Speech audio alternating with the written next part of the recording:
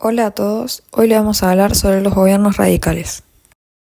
El primer gobierno de Irigoyen se dio de 1916 hasta 1922.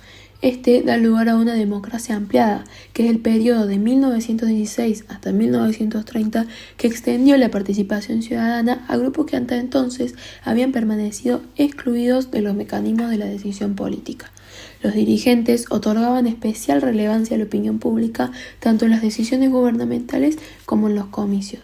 Además, la Unión Cívica Radical gobierna el país durante esta etapa. Irigoyen desarrolla un liderazgo personalista, que es la conducción basada en la adhesión personal que despertaba su figura. Esto se consolida a través del contacto directo con los ciudadanos y de un estilo de vida reservado y austero. Abandona la costumbre de que el presidente dirigiera un mensaje al Congreso al iniciarse el periodo de sesiones legislativas, sino que lo que hacía es que enviaba a otro político de confianza a leer una carta correctamente redactada. Durante esta presidencia se generaron oposiciones políticas. Irigoyen liga con ellas mediante intervenciones federales, que es el mecanismo constitucional que permite al gobierno nacional intervenir en las provincias para garantizar la observancia de la Constitución o para asegurar la continuidad de sus instituciones.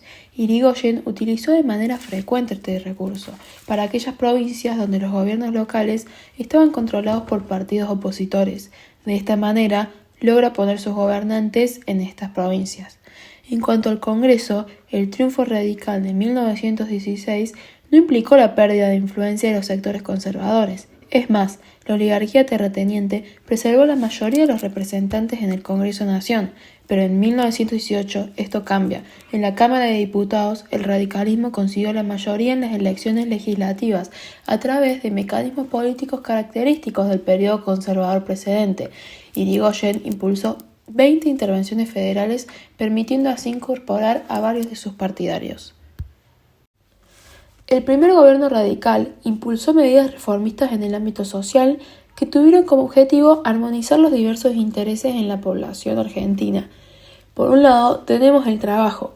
El irigoyenismo favoreció el ingreso de sus seguidores en la administración pública a cambio del respaldo en los comicios y en la gestión del gobierno. Esta práctica es conocida como patronazgo estatal. Este fortaleció la relación con la clase media y permitió que sectores excluidos accedieran al Estado. Sin embargo, también incrementó el gasto público y fue criticado por sus opositores. Además del patronazgo estatal, Irigoyen utilizó bastante el arbitraje estatal.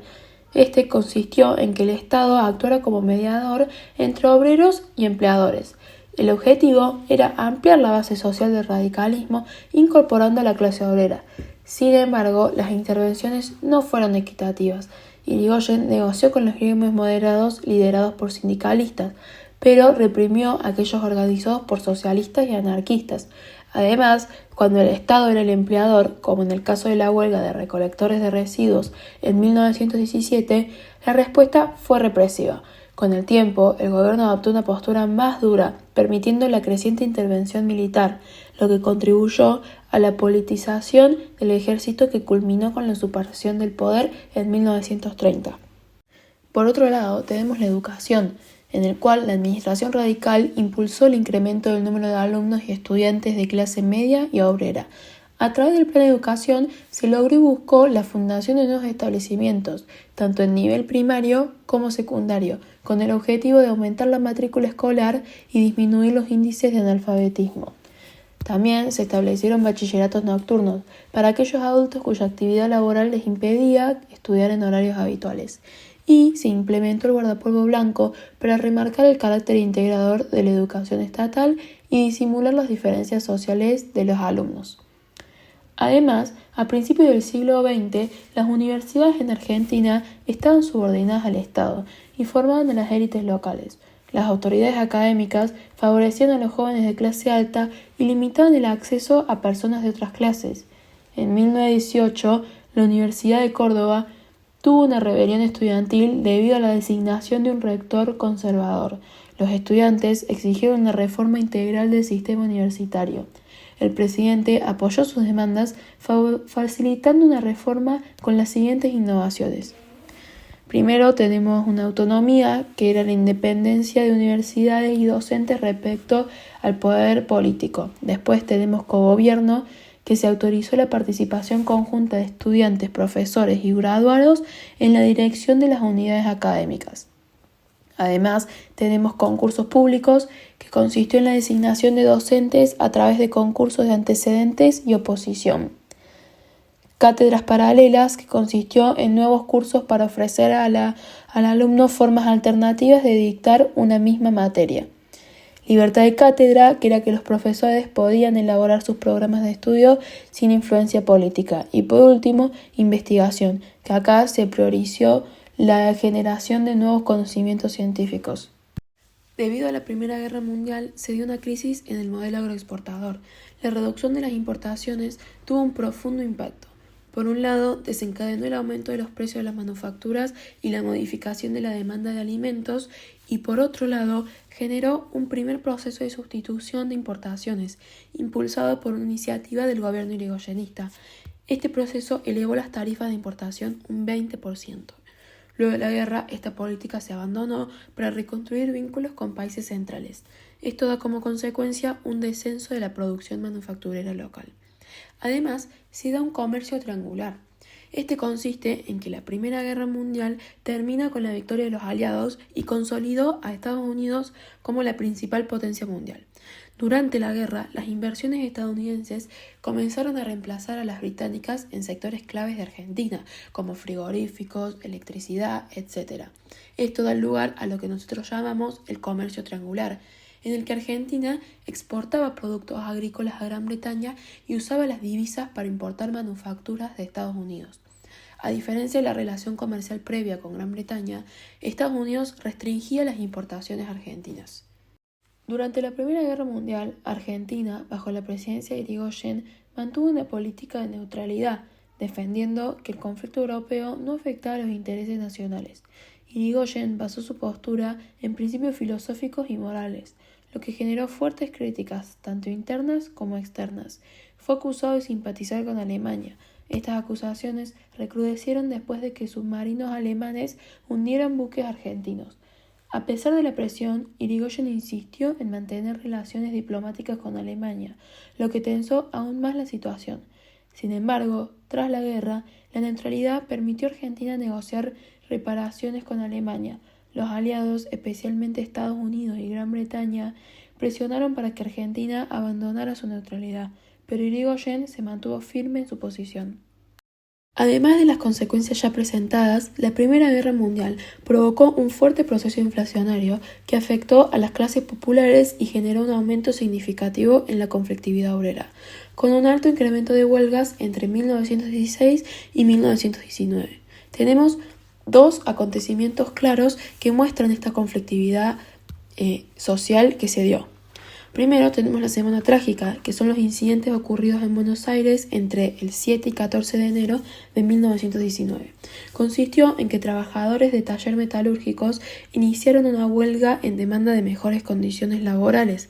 A pedido de la empresa, la policía reprimió y dio a muerte a varios operarios. Esto desencadenó una huelga general y disturbios masivos en la ciudad. La represión se intensificó con la intervención del ejército y la Liga Patriótica Argentina, resultando así en una masacre y cientos de muertos. Tras una semana, las autoridades lograron mediar entre obreros y patrones, levantando la huelga y liberando a los detenidos. El segundo acontecimiento es Patagonia Trágica, que se dio a comienzos de la década de 1920. Este se dio ya que la caída de las exportaciones de lana y el deterioro de las condiciones de vida de los peones rurales llevaron a una serie de huelgas en las estancias de la Patagonia. Los estancieros pidieron la intervención del gobierno y el gobierno envió al teniente coronel Héctor Varela para mediar. Sin embargo, al fracasar esta mediación, Varela ordenó represión brutal, causando así el fusilamiento de más de 1000 personas. Como consecuencia, y esto que es diferente de la Semana Trágica, los asesinatos dieron que la huelga se levante de inmediato y que los patrones ignoraran los reclamos laborales. Alvear. Antes de finalizar su mandato, Irigoyen impuso la fórmula presidencial Marcelo T. de Alvear Elpidio González para sucederlo. Alvear pertenecía al Partido Radical desde sus orígenes e integraba una de las familias más ricas y tradicionales del país. Esta doble afiliación lo convirtió en un candidato ideal para intentar atenuar la creciente oposición política de los conservadores. El gobierno de Alvear estuvo asignado por constantes disputas políticas. Alvear se pronunció en contra de numerosas medidas características del gobierno previo, como el patronazgo estatal, el aumento del gasto público sin control parlamentario y invenciones federales por decreto. Empezaron a distinguirse dos tendencias políticas irreconciliables dentro del radicalismo. La UCR era un partido que buscaba ampliar la participación política y luchar contra el fraude electoral. Sin embargo, con el tiempo comenzaron a surgir tensiones internas sobre cómo debería gobernarse el partido y cuál debería ser su enfoque político. El frágil equilibrio del radicalismo se profundizó hasta provocar la fractura del partido y la fundación de la Unión Cívica Radical Antipersonalista, la UCRA, en 1924. Los antipersonalistas eran críticos de Hipólito, una figura dominante en la UCR, y se oponían a su estilo de liderazgo que consideraba excesivamente personalista y autoritario. Querían una UCR que fuera más institucional y menos dependiente de la figura de un líder carismático como Irigoyen. Las tensas relaciones con los radicales se combinaron con actitudes ambiguas y contradictorias del propio presidente. Alvear, por esto, mantuvo una relación de enfrentamiento continuo con Irigoyen. La presidencia de Alvear coincidió con un periodo de bienestar económico internacional, durante el cual el fortalecimiento del mercado mundial se basó en el nuevo papel de los Estados Unidos como principal acreedor de capitales y exportador de productos manufacturados. Esta etapa se conoció como los dorados años 20. La reconstrucción del mercado mundial permitió la recuperación del modelo agroexportador y la restitución del crédito externo y alentó los niveles de las exportaciones. Y en el ámbito social, la estabilidad en los precios de los artículos de consumo y el crecimiento moderado de los salarios produjeron un marcado descenso en la conflictividad obrera durante la segunda presidencia radical. Y por último, las industrias. Bajo Alvear, las inversiones, la demanda interna y el aumento de tarifas aduaneras expandieron y diversificaron la producción industrial. Durante la década de 1920, importantes firmas estadounidenses se instalaron en el país. Entre estas está Ford, General Motors, Parks Spy, Colgate-Palmolive y Atkinsons. Y también se establecieron firmas europeas como Cinzano, Fiat, Nestlé y Pirelli. Luego, durante las primeras décadas del siglo X, el descubrimiento de pozos petroleros en distintas áreas del país generó una intensa discusión sobre los recursos pertenecientes a las provincias o el Estado Nacional. En 1927, los diputados irigoyenistas propusieron nacionalizar el petróleo y crear un monopolio estatal. La iniciativa proponía que el petróleo fuera del Estado, dándole el control exclusivo sobre su explotación y transporte, y prohibiendo su exportación sin primero abastecer el mercado interno. Este proyecto provocó la inmediata reacción de las compañías extranjeras y de las provincias poseedoras del recurso mineral, y fue aprobado por la Cámara de Diputados con apoyo universitario y de líderes, pero el Senado conservador se negó a discutirlo. En 1928, Hipólito Yrigoyen usó el tema de petrolero en su campaña, ganando con un enfoque nacionalista e imperialista. Esto preocupó a las empresas extranjeras que informaron a Washington sobre la hostilidad de sus intereses. Durante su segunda presidencia, Yrigoyen intentó nacionalizar el petróleo, pero este enfrentó obstáculos políticos y creó tensiones, lo que finalmente llegó al golpe de Estado de 1930. En 1929, la quiebra de la Bolsa de Nueva York inició la crisis más profunda del capitalismo mundial. En pocos meses se produjo el derrumbe de los intercambios comerciales internacionales, la pérdida del valor del dólar, la reducción de la circulación de capitales y el abandono de la convertibilidad entre las monedas nacionales y el oro. Esta también provocó una fuerte caída de las exportaciones argentinas, que se redujeron en un 40%. También disminuyeron las importaciones y cesaron las inversiones extranjeras, generando un gran desequilibrio en la balanza de pagos. Esta crisis alcanzó todas las clases sociales. En la crisis también se ve afectado el tercer gobierno radical, dificultando el cumplimiento de expectativas y generando conflictos con los conservadores. La caída en la recaudación fiscal complicó el mantenimiento del patronazgo estatal y el apoyo popular. Buenos Aires tomó medidas paliativas, mientras que sectores como la Unión Industrial pidieron recortes en el gastos y medidas contra la depreciación del peso. La crisis económica y la pérdida de apoyo del radicalismo fortalecieron la oposición conservadora que conspiró con el ejército. En 1929 surgió la violencia política entre grupos como el Clan Radical y la Liga Republicana, con hechos como el asesinato de Carlos Lencinas y el fallido atentado contra Irigoyen. Ahora vamos a hablar de vuelta sobre Irigoyen. Golpe de Estado 1930. El 6 de septiembre de 1930, el general José Félix Uriburu dio inicio a lo que sería el derrocamiento del gobierno radical de Hipólito Yrigoyen. Esto fue el primero de una serie de golpes de Estado que sufrió el país durante 5 décadas. Los militares golpistas partieron a la madrugada desde el colegio militar ubicado en la localidad del Palomar. A lo largo del recorrido hacia la capital se usaron banderas argentinas para reforzar el pretendido carácter patriótico. Al llegar a la Plaza de Mayo, los militantes exigieron la renuncia del vicepresidente Enrique Martínez, quien estaba reemplazando a Irigoyen por una licencia médica. Finalmente, detuvieron a Irigoyen en las Islas Martín García, donde permaneció hasta poco antes de su fallecimiento en 1933. La situación demográfica. Durante la etapa de 1914 y 1947, la población total del país aumentó. En 1914 había un total de 7.8 millones de habitantes y ya para 1930 había aproximadamente 12 millones de habitantes. De igual manera se profundizó el proceso de urbanización. Con la Primera Guerra Mundial se detuvo la llegada de inmigrantes europeos al país, ya que era muy inseguro viajar y preferían quedarse con su familia en Europa. Superado el conflicto, el flujo migratorio se reinició y con la crisis financiera internacional de 1930 llegaron una gran cantidad de inmigrantes europeos. Luego, el crecimiento de la clase media. La clase media se expandió significativamente en el periodo radical con la ampliación del sistema educativo. La cantidad de alumnos matriculados se incrementó un 75% y la tasa de analfabetismo pasó de 35% en 1914 a 25% en 1930. Los gobiernos radicales otorgaron al Estado un papel interventor en relación a las viviendas. Hubo varias iniciativas como la construcción de viviendas económicas, otorgamiento de créditos hipotecarios, planificación de barrios municipales y control de alquileres, pero todas estas fueron abandonadas tras el golpe de Estado de 1930.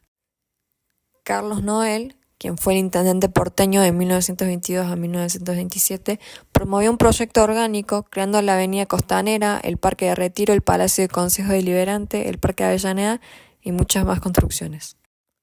En los barrios, hasta 1930, los servicios básicos como luz eléctrica, agua potable, red cloacal y recolección de residuos se extendieron por todos los barrios. Los niños solían jugar en la vereda y las familias llevaban las sillas y mesas para tomar mates allá. Las casas eran más grandes, permitían a las familias disponer con mayor cantidad de integrantes de su familia, ya que tenían más espacio para todos.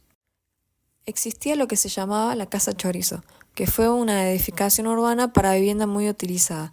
Esta era muy elegida por las clases populares, ya que tenía varias ventajas, como construcción por etapas, los subalquileres, la creación de nuevos espacios de trabajo, el hospedaje de parientes y el desarrollo de huertas y gallineros. Los tranvías se convirtieron en la principal forma de traslado del siglo XIX.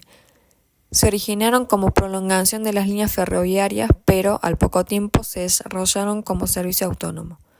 Los subterráneos se proyectaron también como una continuación urbana de los ramales ferroviarios y de los servicios tranviarios. Los ómnibus se presentaron como vehículos con motor especialmente diseñados para el transporte de numerosos pasajeros, y los colectivos surgieron a finales de la década de 1920 en un contexto creciente de crisis económica. Ahora, la expansión del consumo. Durante las primeras décadas del siglo XX en Argentina, el crecimiento de la economía capitalista y la expansión de la clase media impulsaron la oferta de nuevos productos y servicios. La publicidad se volvió un método esencial para ampliar el mercado y generar nuevas necesidades en los consumidores. Las empresas dedicaron muchos recursos a promocionar sus productos y las campañas publicitarias, como la de Geniol, fueron populares. Además, el consumo masivo se extendió a la moda y al acceso a empleos de mejores salarios para la clase media en las ciudades. Los tranvías se convirtieron en la principal forma de traslado del siglo XIX. Se originaron como prolongación de las líneas ferroviarias, pero al poco tiempo se desarrollaron como servicio autónomo. Los subterráneos se proyectaron también como una continuación urbana de los ramales ferroviarios y de los servicios tranviarios. Los ómnibus se presentaron como vehículos con motor especialmente diseñados para el transporte de numerosos pasajeros, y los colectivos surgieron a finales de la década de 1920 en un contexto creciente de crisis económica. Ahora, la expansión del consumo. Durante las primeras décadas del siglo XX en Argentina, el crecimiento de la economía capitalista y la expansión de la clase media impulsaron la oferta de nuevos productos y servicios.